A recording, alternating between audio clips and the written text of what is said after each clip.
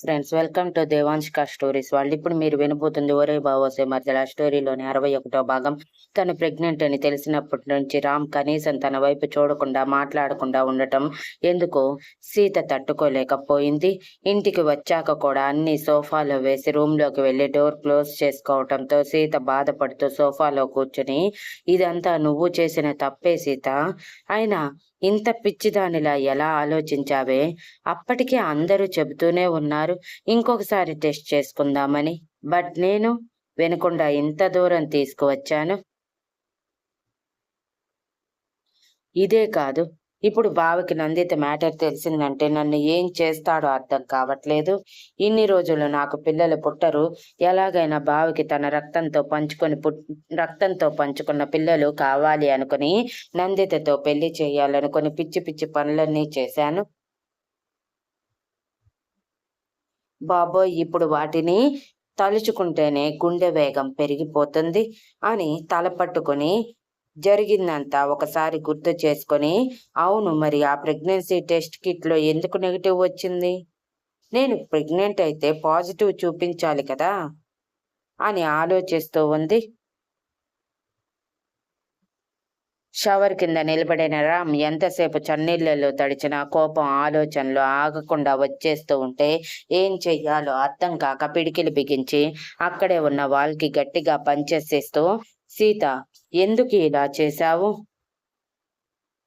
నీ వల్ల మన బేబీ ఎంత క్రిటికల్ కండిషన్లో ఉన్నాడు. అయినా ఇంత పిచ్చిగా ఎలా ఆలోచించావు? ఒక్కసారి నాకు చెప్పుంటే ఏదో ఒక సొల్యూషన్ వెతికేవాడిని కదా. లేకపోతే వేరే హాస్పిటల్కి వెళ్ళుండే.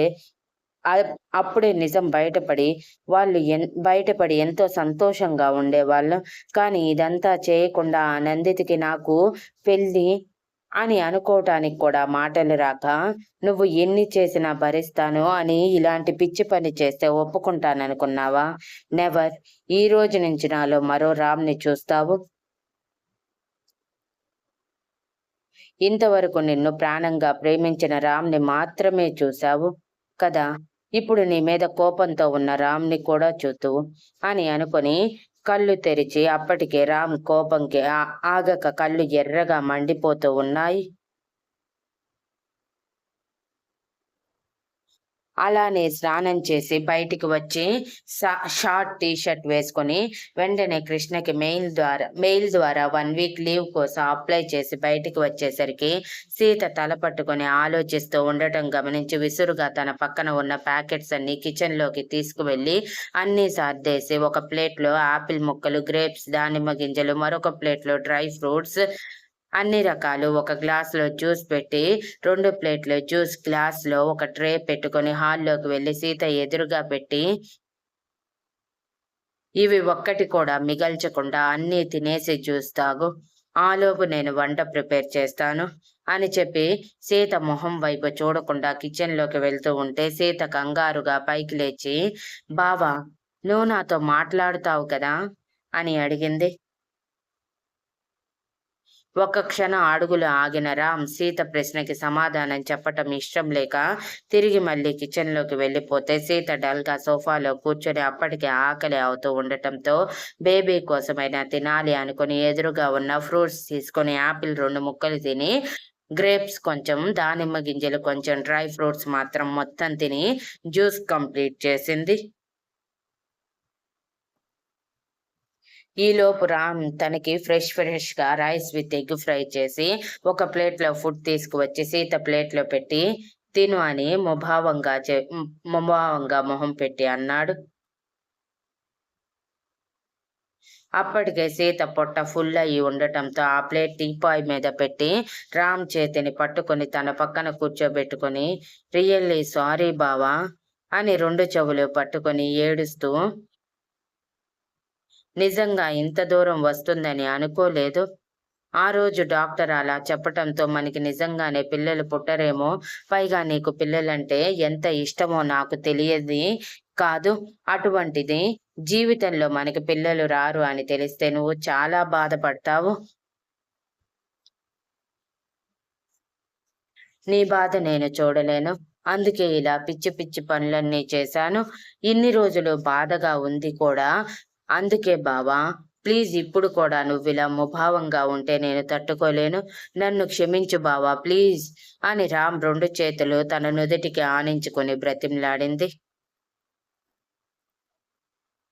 రామ్ షార్ప్‌గా సీత వైపు చూస్తూ, సేమ్ ప్రాబ్లమ్ నాకు వచ్చి నా వల్ల నీకు పిల్లలు పుట్టరని తెలిసి నేను కూడా నీకు తెలియకుండానే మరో పెళ్లి చెయ్యాలని, వేరే మగాడిని నిన్ను దగ్గర చెయ్యాలని ట్రై చేస్తే నువ్వెలా ఫీలవుతావు సీత? అని అడిగాడు. సీత ఆ ఊహ కూడా భరించలేనట్టు చెవులు గట్టిగా మూసుకొని, ఇంకొకసారి అలాంటి మాటలు మాట్లాడకు బావా!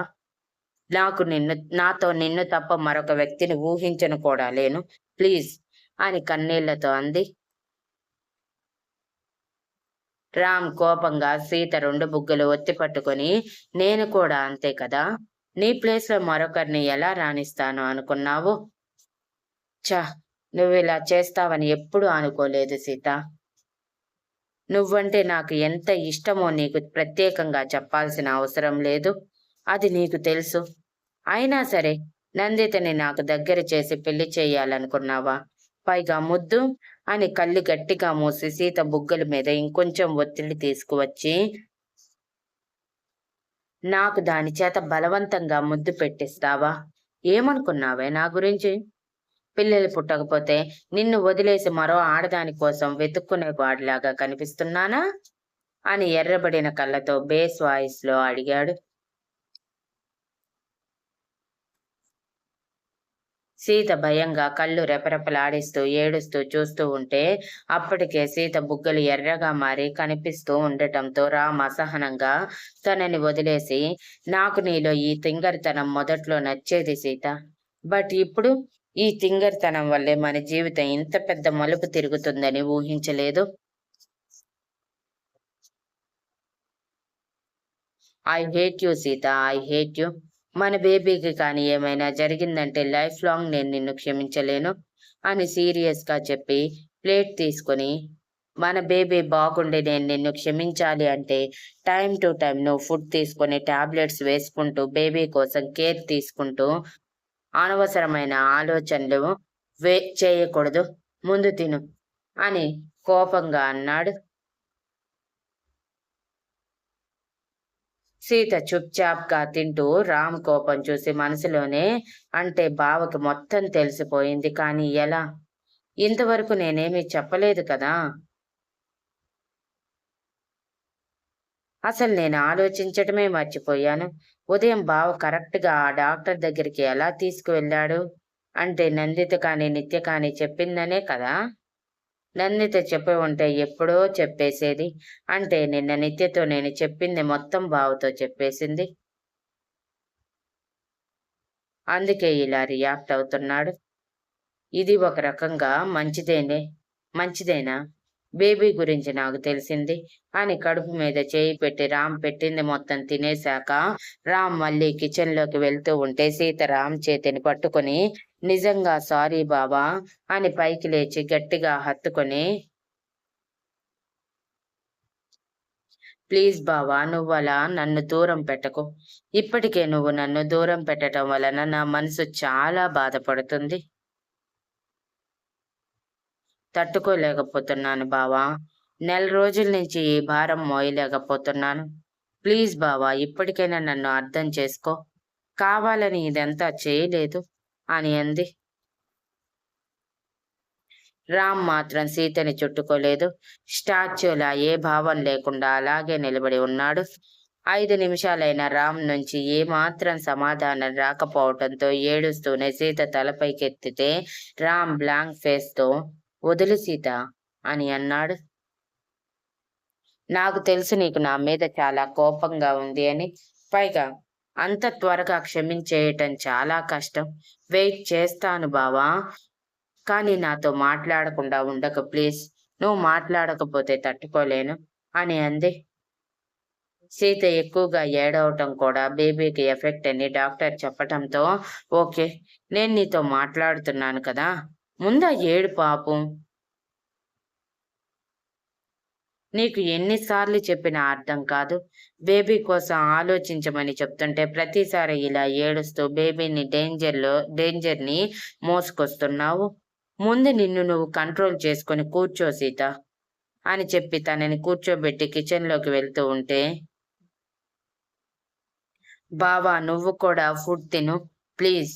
నువ్వు సరిగా తిని నెల రోజులవుతుంది.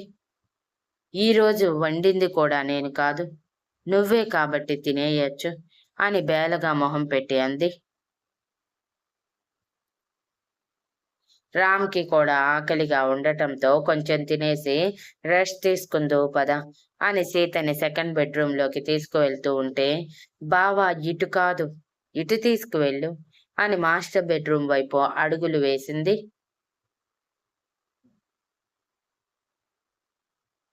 రామ్ సీత చేతిని పట్టుకుని, నువ్వే ఆ రూమ్‌లో ఉండనని వచ్చేశావు సీత మర్చిపోయావా?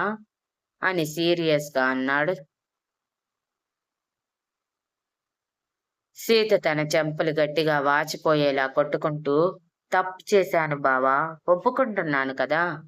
పదే పదే అది ఎత్తి చూపిస్తూ నన్ను క్షణం క్షణం చంపకు ప్లీజ్ అని అడిగింది.